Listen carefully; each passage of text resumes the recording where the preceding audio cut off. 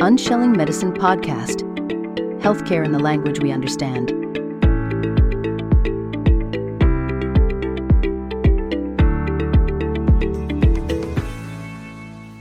Hello, welcome back, everybody. Today, I have the pleasure of meeting with Laura Kelly today. Laura, welcome. Thank you. Happy to be here. Happy to talk. Thank you for coming. So, we pride ourselves on giving people alternative, letting people know at least they have alternative. And Laura is just the one person that can guide you in a direction if you choose to want to learn, to either change your lifestyle or maybe try to adjust something in your life. So, Laura, can you please tell our audience what your specialty is? We'd love for you to tell us. Sure. My specialty is really health management, sort of from a primary care perspective, but it's nutritional and natural medicine, but through precision. So it's a really combination of high technology, genetics, and high biomarker testing with personalized natural medicine. I find that this is the best way to sustain health, in fact, is using the substances that are natural, that our body works with naturally. Okay. So you mentioned primary care perspective. So are you working in collaboration with primary care providers? Do you consider yourself a primary care provider? And what is your medical background? Sure. Well, my license is as a primary care provider in the state of California. I'm a doctor of Oriental medicine, and this is a 7-year degree. So we go through a master's program, and then we go through a doctoral program with a residency. So it is quite extensive, and it's considered an integrative degree. My license, I'm allowed to order lab tests, but I'm not allowed to prescribe pharmaceutical medication. But everything outside of pharmaceutical medication is my purview. So the approach, I think, in California is that we can operate as a primary care provider from the billing standpoint of insurance. Okay. But my take on that is, from a natural and nutritional medicine standpoint, that's to me, this is the foundation of health, right? It's the foundation of all health. It's the foundation of recovery from any chronic disease. It's the foundation of chronic disease management. It's the foundation of prevention. It's the foundation of everything. So if you really are talking about fundamental medicine, which I think is what primary care should be, we're talking about natural nutritional medicine personalized and targeted to exactly that person. Because at this point in medicine and technology, we have access to massive amounts of what's called omic data, right? We can look at what proteins you're making, what your genetics are, what your genetics for nutrition are, what your genetics for chronic disease are. We know all of that right now. So we can take that information and from a primary care perspective, say, okay, how do we level you up to fully stable, right? Naturally in nutritional medicine. If you have, they're called polymorphisms, they're like small mutations in nutritional transformation because you don't use the nutrients in the form you eat them. They have to go through transformations that rely on genetics.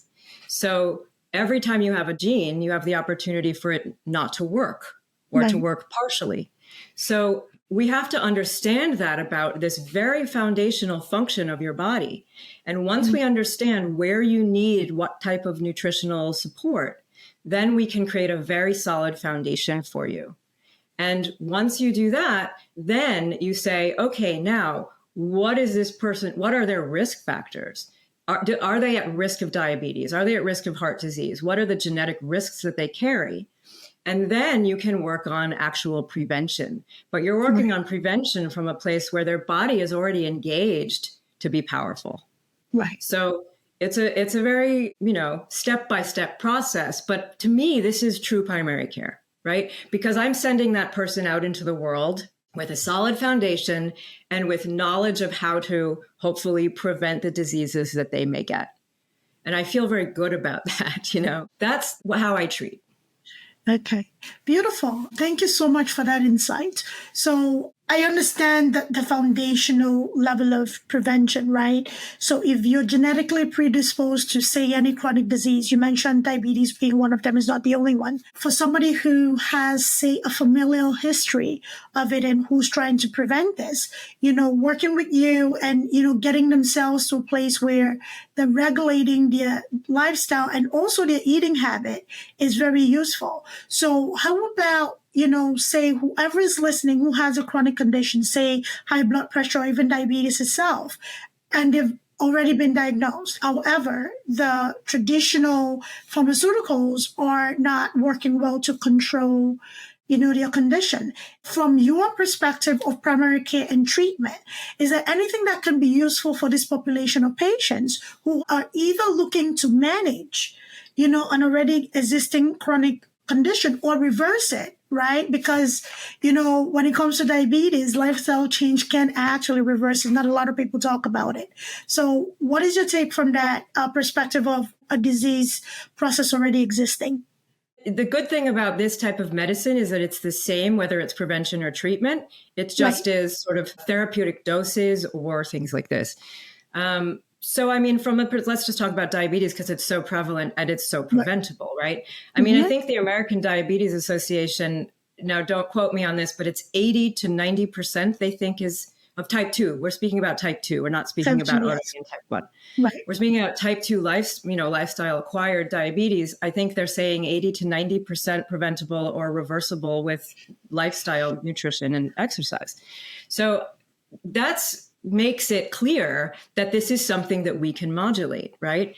So when somebody already is involved in the disease process like diabetes, there are probably 50 natural approaches that can be applied depending on sort of the nature of their experience. How much beta cell function do they have left, right? What stage of insulin resistance are they at, right? How close?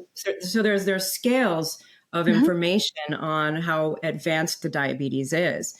And then the natural products work in very different ways. There are some natural products that slowly over time can increase beta cell function, which will increase insulin production. There are some natural products that are going to help keep the blood sugar lower in the blood. So there are different phases of treatment. And some of the natural products you might take before you eat, and some of them that you might take after you eat. So there's quite a lot of information around how to manage blood sugar from a natural perspective. And then my approach with people, and as we know, any medicines, right? These are medicines, natural medicines. No medicines, barely any medicines, I should say, work for everybody. So there are going to be personalizations that are required for medicines, and I think this should apply to all medicine, including conventional medicine, where we may say, let's try this, and if we have some effect but not complete effect, then we'll change and try something else, because there are different patterns, and we may learn something from that person's experience with the natural products, and then we might apply that to a second trial. So from a perspective of treating chronic disease, natural products will do this. So the thing I think that you mentioned earlier when we were speaking is of this concept of choice. And I think this is a great time to mention that. I had this thought the other day, which is that in the United States, medicine is for profit. Yes. So if medicine is for profit, just like yogurt, just like a car, then do you go out and just buy whatever car is sitting there? You don't. You say, what do I need? What do I need out of that car? I have a family. I need a minivan. I'm, 60 and I have a lot of money. I want a race car, right? You make your decisions about where you're going to purchase based on the appropriate commodity for what you need. And I think that there is a space to consider this idea in medicine, because it is definitely the case that if I get in a car accident, I want to go to the hospital and I want to be seen by a great team of MDs and surgeons. That is absolutely my choice. Don't come to me for that, right? But if I want to prevent or manage a chronic condition for which that medicine has maybe some answers, but not a lot of experience. And there are other options that are actually, dare I say, better. Wow. Maybe I want to consider the appropriate medicine for the condition or for the experience that I'm having. And I think thinking about medicine as a for-profit business opens up the space to say, are there other ways that I can employ medicine for myself in a smart way? And I think that providing knowledge around the things that are available is vital at this time, especially with upwards of 60%, almost 70% of Americans carrying at least one chronic disease. Mm-hmm. So there have to be options, I think, and there are options. And that's one of the reasons why I write books, is because I think it's really important for people to be able to not only have the knowledge of that there are other things to do and other choices that I can make, but also within my books, I'm such a huge proponent of self-care because it's often not the care is often not provided in the conventional space because prevention is not part of the paradigm. And I think that falls to then the individual to employ self-care. But it's very hard to employ self-care when you don't really know what to do, right? So writing books enables me to not only share what's available, but here is some really real guidelines on how you can actually manage yourself. So like with the books, I love what you said about profit, and I want to talk about that. That's the next area I want to delve into. But, talking about the books, I think very much in today's healthcare, a lot of the holistic practices and a lot of the other choices in addition to modern medicine has been left to the everyday medical healthcare recipients to make for themselves. It's not something that is routinely recommended. You wouldn't go to do your annual physical and your provider recommends massage, right? It doesn't quite happen, right? Yeah. Yes, if you come in with, stiff muscles and, limited range of motion, you may be sent for physical therapy, right? And, and depending on the degree of muscle involvement or, whether gross or fine motor, you may be sent for occupational therapy. And that's where it ends. So the concept of profit or profitability in healthcare is one that I think has been in some ways detrimental to the healthcare system, because the same instance, which is why I'm in the space that I am in, right? The same level of application that we have, like the conveyor belt approach, right? Where patients are coming in and they're getting discharged because, they had same-day surgery and all of that stuff. And we're not taking time to really see, as long as they're hemodynamically stable, they're fine. They can go home. But what happens after they leave the hospital setting? So this is why insurance companies have the quality measures of less than 30 days rehospitalization rates are either not paid or paid partially, right? So what is your stance in working with, or what would your suggestion be, especially when it comes to the profit margin? Because healthcare most hospitals are losing money. Okay. In attempts to get many people in, they're also losing money on the back end because of this hospitalization rate. What would your recommendation be for payers? Okay. Insurance agency, whether private or CMS, on pulling in a preventative measures? Yes, we talk about it, but I don't see it really. We've come a long way from where we were. We still have a longer way to go. So what is your take on that? On actually focusing on the payers who are trying to mitigate costs, right? By not paying for on the 30-day rehospitalization, by not, completely reimbursing providers for not managing a chronic disease well, by, seeing this diabetes patient, for instance, their A1C is steadily going up every 3 months, right? So what would be the message to mitigate this and pull in more foundational treatment options like you practice? Sure. Well, as it turns out, I'm a doer. So one of the things that I did was I started writing these books, and then I thought, well, wait a minute. What I need is this genetic test and I need this nutritional test for my patients. And then I sent them out and I said, go to your doctor and get them to order this nutrition test for you so we can understand your nutrition and we can understand your genetics and then we can treat you. Right. And what came back was my doctor won't order a nutrition test.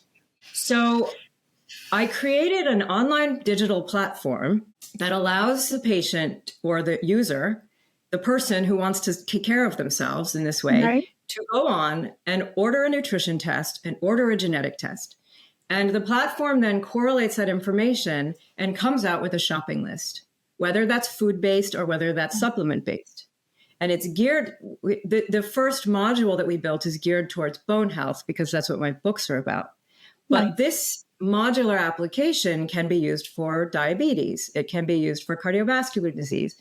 So I built this platform and I spoke with one of the board members at United Health. And I said, listen, what do you think about this? What do you think about United Health, employing a platform like this for guided wellness with their patients? And he said, if you build this, we're going to buy it from you. Now, he ended up not being part of the conversation anymore for health reasons, in fact. But I think that this is a solution. I mean, these are tests that you do at home. Mm-hmm. So this is not that you have to go somewhere. You can get the kits at home, you do the test at home, and then you get your list. And this isn't medication, right? This is food you're already eating. This is supplements you're already taking. But these are now perfected for your system. And I think that I think it's a long way to go to get people to really employ this as medicine. But I think that if you start, there are early adopters, there are people who are interested in longevity, and you start building it out that way. And I think if you could do that, I think that this is a perfect thing to do through payers, through healthcare, through insurance. Right. Because that would have been my next question. Did you have any insurance buy-in, or the people who are interested in getting this test done are paying out of pocket? Well, currently they're paying out of pocket. Again, the genetic test is out of Stanford Lab, so it's not in the normal medical. So it's not expensive though. I mean, genetics used to be $10,000 for a run. This is $200. So things have changed greatly in terms of genetics. But I mean, my goal with this work, right, writing books and sharing self-care and teaching people how to care for themselves, and then providing a way for them to actually gather the data, my goal is to get coverage for this, right? Is to step up and work with insurance companies. I mean, again, this is just all built now. So I'm just starting the journey of taking this all out and getting coverage. And truthfully, we can't get coverage for this until we have enough data, right? So that's why we're building our data out. Okay, great. I mean, it's great that it's 200, but 200 for somebody could be nothing, and for the next person could be the difference between paying rent, feeding their children, or keeping their lights on. So that's why it's something like this. And the population, unfortunately, who need this the most are the population of patients that cannot afford to pay that 200 to get this testing done. Right. So, population of patients who are below the poverty line or within that poverty bracket that are Medicaid, Medicare, the population of patients that are high utilizers of insurance because, again, they don't have enough access to healthcare that they need to manage themselves. And unfortunately, these are the population of patients that are often written off as non-compliant. It's not like they don't want to do better. They don't know how to do better. They don't have access to tools to help them. And this will be something wonderful, right? To help them. It'll help the insurance companies save money, by this. Right. This patient's not getting chronically ill all the time because they have a chronic condition, right? So, back and forth, ping-ponging back and forth to the hospital. That's a big bill, okay? I work for insurance, and there's certain patients that are, tagged as high utilizers, right? So this will actually help insurance companies save money, more of a better profit margin rather than, paying that $30,000, $40,000 hospitalization bill, pay for a program like this, that is $200 so that this can actually be used by a nurse case manager to manage this patient's needs, you know? Yep. I mean, there's plenty of documented, the literature around going back, recidivism, going back to the hospital after leaving the hospital. Right. And proper nutrition is is there already, right? We already know that somebody who is given proper nutrition tends not to go back to the hospital. So that's all documented. Like all of the groundwork for this application is there. Right. It's all proven. Right. So I think that, the point of getting coverage for all of this stuff is exactly to your point, that the people who need this the most are the ones who are not going to be able to afford it. So, I mean, that's why I'm on this long, slow train journey that I'm on, which is starting with a 4-person case report, right? And then we're going to do 20, and then we're going to do 50, and then we're going to finally maybe have enough data after 5 years to be able to have the conversation for coverage. And that's just how it works, right? I mean, we know it works. There's tons of research on nutrition. It's not like this is rocket science, right? I mean, it's there. but somebody has to make the data set, right? And that's my job, is to make the data set so that the people who need the help can get it. I really do appreciate that you're doing this work, because it's something that is absolutely necessary. It's so basic and so simple, but not basic and simple all at the same time. So, the work is, nature laid it out for us, but the decision maker, the stakeholders need that raw data to really show that it really works. So I thank you for actually going to develop this software where people can actually go and request their tests. It's something that sounds really useful, especially for people who know either their family history or based on their own health history, want to do a little better. It's really great work. Well, I mean, technically what this is to me is we're born with a body that's kind of a black box, right? And until we had a whole genome sequence, until we had genetics, who knows what's going to happen, right? So this is my sort of beginning attempt at a user's handbook, right? Here's the user's handbook of your body on a very basic level, because you have to eat every day, and you're going to have things that are not going to process properly, and you're going to have gut health problems because you live in America. Yeah. And we all have gut health problems for various reasons that we could talk about. That's a different topic. Another day. Microbiomes are depleted. So totally. And guess how you process half of your nutrition. So, and guess how you keep your brain healthy, right? Your microbiome. So there's a lot to be said around that. But all of this is something that you have to know. This is actually information that if you don't know it about yourself, it's going to be you guessing about how you treat yourself. So here's a little beginning of a handbook on you. And if I can expand that to gather more and more data and information and continue, I get that covered too, then what we end up with is coverage for your handbook for your own body. Right. And then you can actually have a chance of being healthy, I think. And I think that in America, that's a challenge, frankly. It is a challenge because we live in a very highly industrialized society. We're often going and going and going and not going anywhere fast. And, with fast food on every corner, it doesn't make things easy, right? Bad eating habits, poor food choices. And, all that combination is just lethal for anybody. So it is something, a handbook is helpful, Yes, we can go to, IKEA and buy furniture. You can practically put it together, but those instructions come in handy, right? They may not all be in English, but we can figure it out, So I think that would be super helpful. I know for me, it would be. So let's talk about the journey. I know that we started having this conversation before we got on here, and your focus is mostly on bone health. So how did this start for you? It started because of my mother. I was in my 7th year of school, which is the last year of school. And my mother called me in a panic and said, my doctor is firing me because I don't want to take the medication. So I said, oh God, I'm in my last year of school and I'm really, really going like this and I have to help her.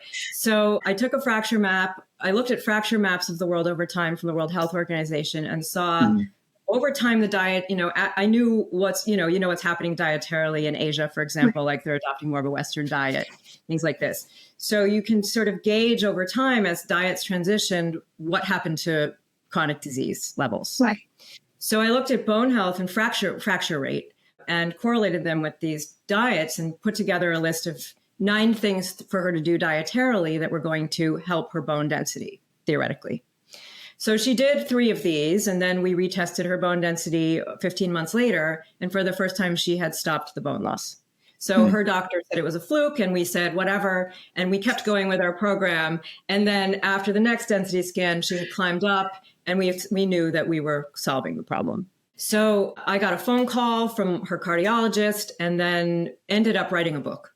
So we wrote a book for mothers, for people to take care of themselves, because this is natural nutritional medicine that you do, right? I'm a guide in that regard, right? I'm a data-driven guide, but you're the one that's doing the work.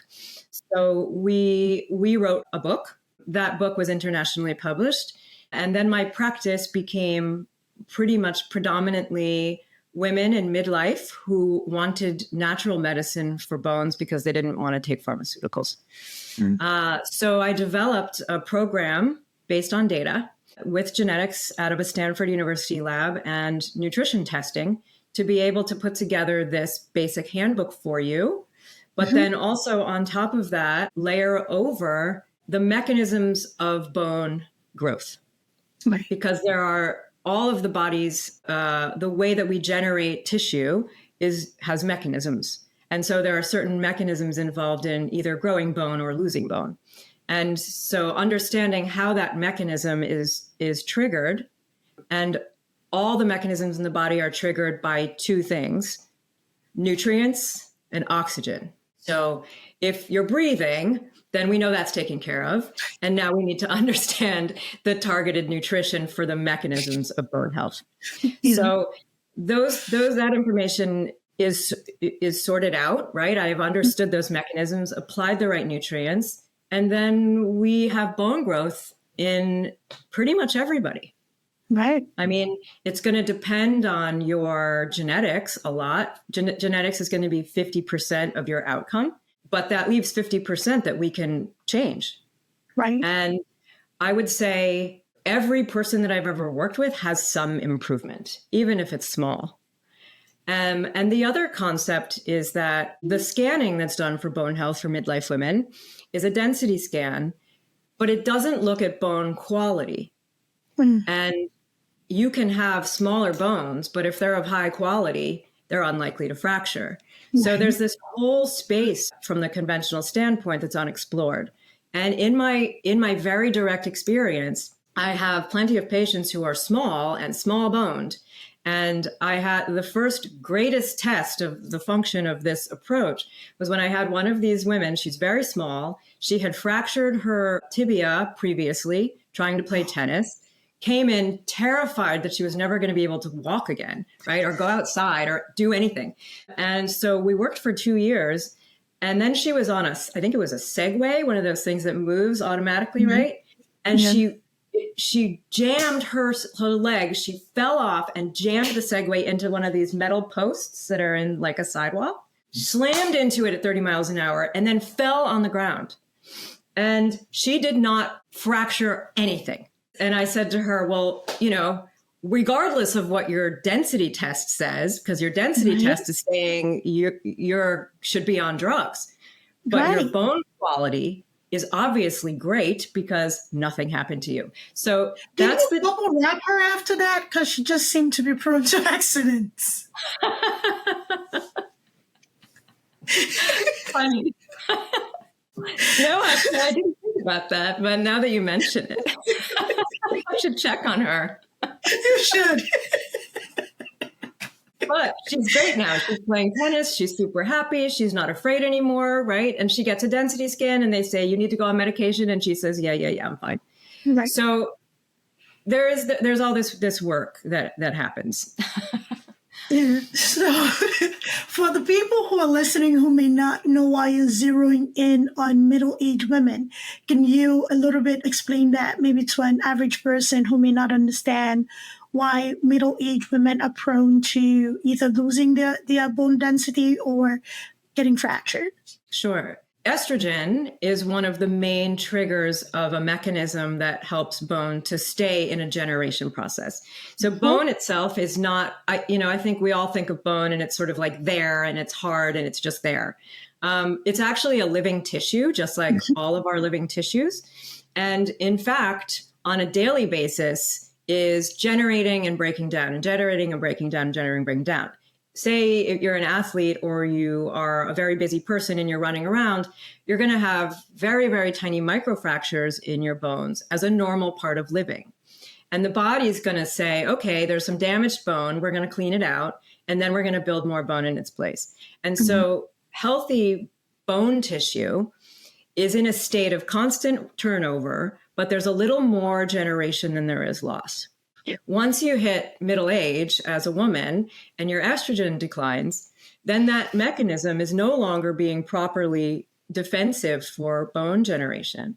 And so you can go into a state of a little bit of bone loss. And most women have a little bit of bone loss when they have estrogen loss. Unfortunately, what happens if that's on top of nutritional deficiencies is that bone loss becomes much more severe. And this is a really important point for me, is that osteoporosis is talked about as a disease. And in my extensive experience working with this, it's not a disease, it's a deficiency. And I think that a majority of chronic conditions are deficiencies rather than diseases, but you need to understand the deficiencies in order to treat them. So again, as you age, middle-aged women are going to lose their estrogen, and this is going to start that process. So that's why osteoporosis hits this demographic. It also does affect men, but men go through andropause, which is where they start to lower their hormones, their testosterone primarily, traditionally at around age 70. So you're not going to have such an early bone loss. Men can also experience bone loss if they're on medication to block estrogen, the transformation of testosterone to estrogen that a lot of men will be put on for prostate issues. They also end up with bone loss as well. Okay. Thank you for expanding on that. And I wanted that knowledge injection into anybody who's listening, be a son, a nephew, a brother, and you want to understand why women in middle age experience bone loss from a scan. This is why, because estrogen depletion. One of the many fun things we go through. That's right.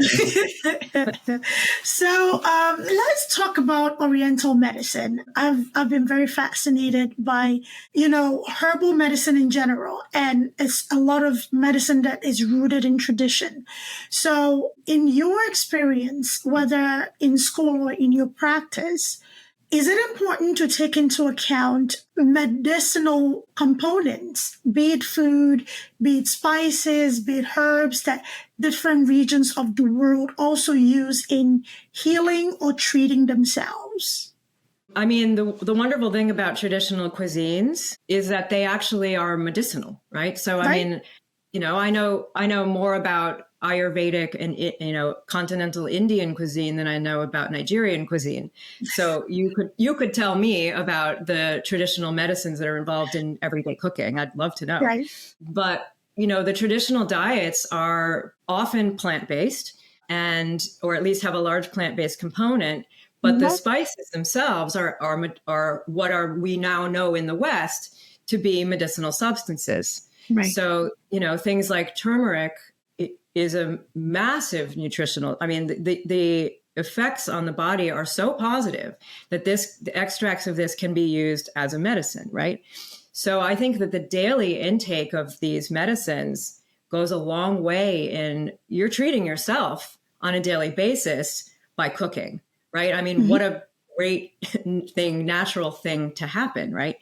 So that is sort of the basis of, that's the real food as medicine basis, is that when you have a cuisine that incorporates medicinal substances naturally, on a daily basis, you've up-leveled yourself, right? And then when you have a traditional approach, which is a group of people over thousands of years have come to understand which plants do what and put them into categories and then treated patients and then kept all the case reports. So you can then go back and understand why this medicine works and how this medicine works. And then key point with traditional medicines is not only the idea of applying a medicine to a problem, right? Which is what modern medicine says, your problem is this, here's the medicine. Traditional medicines apply the medicine to the person. So not only does the traditional medicine go towards the problem, but it also takes into account the constitution of the person in which the medicine will be put. So it's in that regard a more complex diagnosis process, which I don't think a lot of people are aware, because we are not only, again, saying, okay, you have a cold, take this pill. We're saying you have a cold and your body is hot on the inside and cold on the outside, right? And you're sweating a lot, even though it doesn't make any sense because you're cold, right? So it takes into account all of these pieces and says, what's happening in the system? So I don't throw a medicine at the system that's going to actually send it in the wrong direction. So that's the sort of foundation of treating from a traditional medicine standpoint is again, it's actually quite complex. And I think that's why, 7 years of schooling is a long time, because you have to come out of that with a very complicated understanding of diagnostics. You're right. I couldn't agree more. You treat yourself every day. We're quick to buy multivitamins. The West, we love multivitamins that come in a bottle, right? And, but we go to the store and we walk clean past the ginger, right? We walk clean past the garlic, we walk clean past, even curry. Right? The dill, exactly. Right? Oregano is not just a flavoring, right? Oregano is a very powerful herb, right? Yep. So there's so much healing that happens with food that I am learning. I'm learning and I'm working on changing habits and, incorporating a lot of things. But this happened as a result of personal research, just exposing myself to different things. So the reason I asked that question about different region and food practices or medicinal practices when it comes to plants, right, is because I have noticed a thread and also differences in herbs that are native to, say, the Caribbean, right? And herbs that are native to Nigeria, which is just a sliver of the whole African continent, right? And growing up, in the West, the practice of putting cabbage in the broth, what is that called again? Like a milk duct occlusion. That's the only word that's coming to my head, to relieve the pressure or to release, whatever duct was clogged. There's a traditional medicine that we use in Nigeria as well. If somebody's not producing milk in the Western world, we use formula, we use whatever it is, breast pumps that actually do the manual work. However, back home, there's a herb that you just, pluck, you chew on it, and it naturally releases. And I'm seeing more and more and more. And granted, it's not FDA approved, but more in the Western world, all these things are being accepted. The use of red raspberry leaf tea for, uterus health, right? The use of dates, right? The use of milk tinsel, right? So how does that make you feel as somebody who practices in a way that, brings the holistic or the natural remedy aspect of care into things? It makes me feel great. I read Western science publications and Medscape and all of the things that your MD probably reads. Right. And yesterday, there were clinical guideline updates. And one of the clinical guideline updates was for major depression. And guess what the first two recommendations are for new clinical guidelines for major depression? Exercise and light therapy. Right? And I read that and I was like, what am I reading? Am I reading which journal is this? And it's Medscape. It's like your main WebMD for doctors, for MDs. And these are the first new clinical guidelines. And I was so happy because the drugs used for depression can be very debilitating for people and not solve the problems. Right. So the fact that science is now elucidating and showing that these simple things are actually better for you. And if they work, don't give them the drugs. I mean, how amazing is that, right? It's a fantastic thing. So I am all for people co-opting what I know. Take it, use it. I want to share it. I want everybody to have it, right? So I'm very happy to see medicine moving and being open, right? Open to this and looking at that. And there's a conference, which is the Integrative Medicine Conference, which is put on by the Osher Center, which is a academic institution. And there's one at Harvard and there's one at Stanford. So they're quite, high academic conferences. And they are all about how to move medicine towards whole person medicine, right?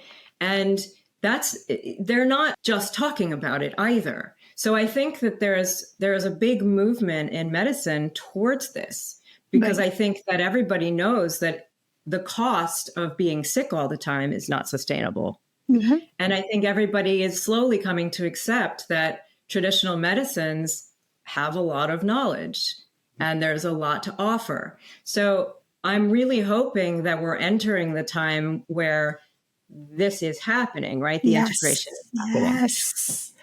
What? Yes, yeah. And I'm doing everything I can to promote that, right?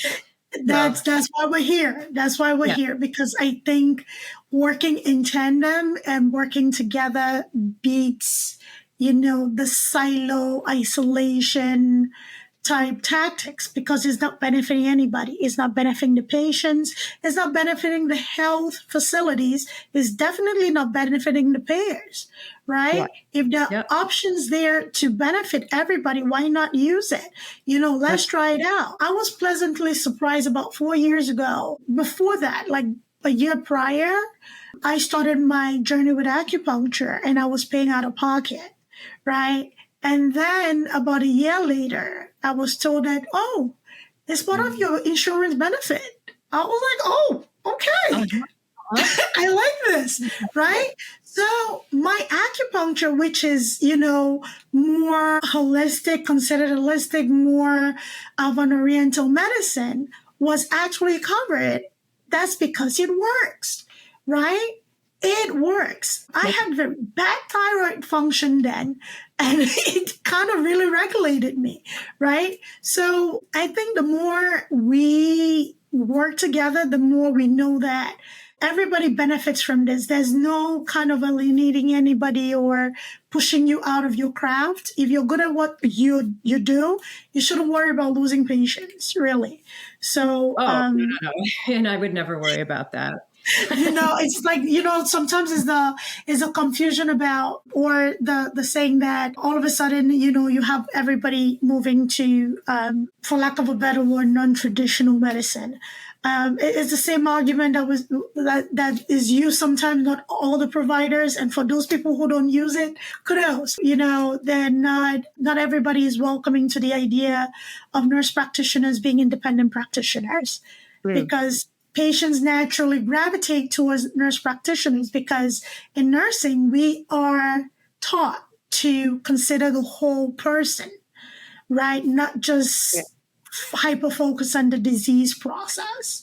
So, So just for, we've had really good conversation. We have, Laura, and I'm very happy about having to have sat down with you today.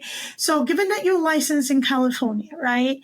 And if a doctor say in any of the 50 states, and I should say 49 at this point, if any of the 49 states is interested in either collaborating with you or, working with you, or anybody who's listening to this podcast who wants to, work with you on the recommendation. So what are ways that a person could do that, or provider can do that? Sure. Well, I actually have two licenses. I'm double board certified. So I have a board license in the state of California, and I have a national board license. Nice. So I can work all across the United States. There are a couple, I think the state of New York, maybe I can't order testing in, and the state of New Jersey, maybe. I think the New York, New Jersey area, I can't order testing in. New York, New Jersey, we're special on this side of the world. Right. We put you through it. So, right. But my license is national, and I work with patients all over the United States through telemedicine. I work with patients internationally through telemedicine, which is more of a consult, right? Because I'm not licensed in Europe. And I work with providers. I love working with other doctors, especially doctors in the conventional modern medical space, because I feel like it just works out better for the patient when there's a team, and when there's an integrative team from a natural medicine and a conventional medicine side, and it works. The patient benefits so much from that. Yeah. And I think that I benefit from that interaction with another doctor with a different specialty, and they benefit from knowledge from me. And I think everybody wins when you're doing sort of an integrative team approach to healthcare. I couldn't agree more. I really couldn't agree more. And I know you've talked about collaborating with doctors, and you did mention somebody earlier in the insurance space. With your work and your book so far, do you see any interest from that end of the healthcare spectrum? Because I really do think and believe that a lot, measurable change can actually come if it trickles down that direction. Yeah, I mean, I wasn't even going to mention this, but I have another book coming out in the fall, which is on the whole opposite side. I'm just like, I need to get this stuff out there. So the Healthy Bones books are for people, for moms, for anybody who wants to take care of their bones. Here's the information laid out clearly for you. It's science, but it's easy. On the other side of the spectrum, and I mentioned this to answer your question, is that so Elsevier is the scientific press. They publish all sorts of journals and science articles, and they have an academic press, which is their Nobel laureates and, science, high science. I am writing a book for their academic press. Wow. And it'll be out in November, I believe. And this is a book that they approved, which is how do you take modern conventional medicine and all of the expansions in data, and how do you drive that towards prevention? So this book is geared towards clinicians and scientists, and hopefully MDs that are just getting out of school who have an open mind and want to say, wait a minute, prevention's a really good idea. And we have all this data on the patient. Let's figure out how to create preventive paradigms within modern medicine. So I was surprised that they wanted to publish that book, but they did, and they are. So I think that there's a massive move. And I think, what I did with this book was work with experts in their fields. So experts in genetics, experts in all of these different disciplines, to write chapters and understand how this is going to look if it moves like this, and how can we make it move like that. And every single one of these people who are, heads of departments at universities or hospitals or things like this, all believe 100% that prevention in medicine is the right way to go. Every single one of them. We know the truth. It may not be popular, but we know the truth. Yeah.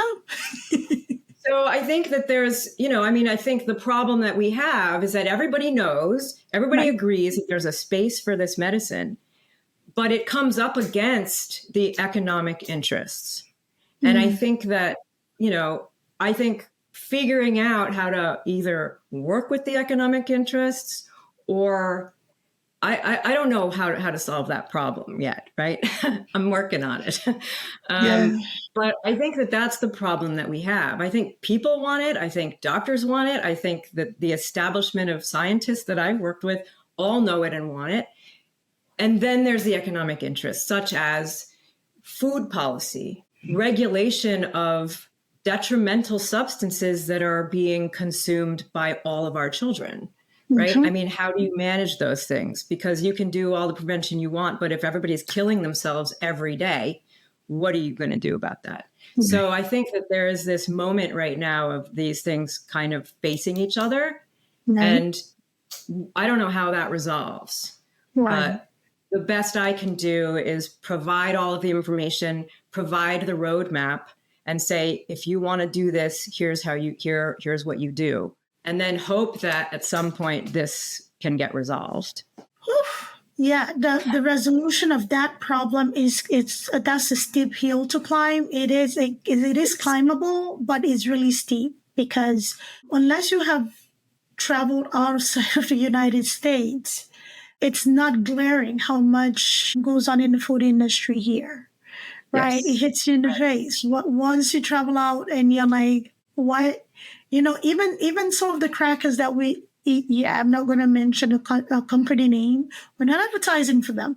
So even certain crackers, the ingredients that are not allowed in other countries, even cereal, the first thing children eat in the morning to go to school. One brand I absolutely love. And I looked at it and one ingredient, just because we're trying to preserve a shelf life, let's forget the human life that is consuming it, Right. It's something that is very much the detriment to our society. We have to work on it. I think the more of us who advocate for one another, advocate for better food choices, for better food manufacturing practices. Yeah, I think food policy needs to be looked at and overhauled to favor the human instead of the company. The human doesn't have lobbyists. I guess the companies do. So, Right. Well, I'm a human lobbyist. I'll say that. So I'm all for advocacy. Yes. I'm all for advocacy and doing the right thing. Yeah, even that on its own, what you're doing is teaching people to pay attention to their label, right? Their food label. That is also a form of self-care. Self-care. How many of us really pay attention to what we eat? I'm used to eating this. I'm going to trust the company that is the same ingredient, right? Until one day it really does taste funny. It tastes different. Let me look. And there's usually not a big announcement on when ingredients are changing. Right. Interesting. So I'll tell you something that I noticed in practice, and I think a lot of providers of my type of medicine notice, is that there are patients who can't eat wheat. They have wheat sensitivity or don't feel good when they eat wheat. When they go to Europe, they eat pasta, they eat bread. And they're like, wait a minute, why is it possible for me to do that overseas, but I can't do it in America? And I think that really highlights what you're saying, which is that the food practices and the agricultural practices in the United States are not the same as in countries who protect their citizens. True. And that sounds harsh, but that's actually for real. That's reality. And, we briefly mentioned microbiome, which, it's a big topic, and we can broach that another time. But, this is one of the big killers, right? We're introducing chemicals that do not naturally belong in our bodies, and we are sending it through our gut, the second brain of the body. That's right. We're killing those cells that are supposed to help produce those feel-good hormones that go here, right? And, we're finding that more and more people are, anxious, depressed, and, all these things. Where is that coming from, right? But we don't drill down to, again, like we talked about earlier, the very basic food. And this is such a great conversation. Thank you so much for being here, Laura. I thank you so much for your insight. Thank you so much. This is great. So thank you, everybody, for listening. If you benefited from this conversation, please, if you're in the healthcare space and you really, really, really want to be a voice for change or be a change maker, whether you are a traditional doctor or conventional medicine, please, it is important that we find our tribe and we find people that are really putting patients' need in the forefront. If you're interested in talking to Laura, consulting with Laura, I will leave all her information in the show notes, the links to all her books and a book, and soon to be coming a second book. She is third book. Third book. So links to 2 books, then the third one is on its way. So please, please, please get involved with this conversation. Please let us know what you think. And if you're in a space to help with any of the project that she's working with, please, it would be great to reach out to her to get things going because it benefits all of us. So thank you so much for being here, Laura. It was great having you. Thank you so much. Right. It's really good to talk. Let's talk again. Thank you. Talk again soon. Bye, everybody. Okay.